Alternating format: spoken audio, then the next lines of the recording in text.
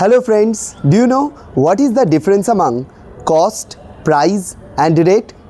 তিনটি শব্দেরই অর্থ হলো দাম। তাহলে পার্থক্যটা কোথায়? Number 1 cost. কস্ট বলতে বোঝায় কোনো প্রোডাক্ট তৈরি করতে যে খরচটি হয় সেটি। যেমন এই পেনটি তৈরি করতে খরচ হয়েছে 100 টাকা। So the cost of making this pen is 100 rupees. Next price. Price বলতে বোঝায় কোনো প্রোডাক্ট বা সার্ভিসেস কেনার জন্য আপনি যে মূল্যটি চোকান বা যে দামটি দেন সেটি। যেমন এই পেনটির দাম 200 টাকা। So the price of this pen is 200 rupees. তাহলে কোনো প্রোডাক্ট কেনার জন্য আপনি যে দামটি দেন সেটি হলো সেই প্রোডাক্টের প্রাইস, এবং সেটি তৈরি করতে যে খরচটি হয় সেটি হলো সেই প্রোডাক্টের কস্ট। নাও রেট। রেট বলতে বোঝায় কোনো প্রোডাক্ট বা সার্ভিসেসের প্রতি ইউনিট পিছু দাম।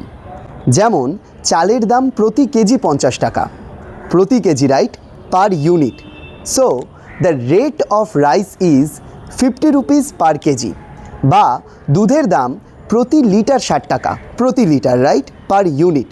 So the rate of milk is 60 rupees per litre. So rate is basically price per unit. So this is the difference among cost, price and rate. Thank you very much.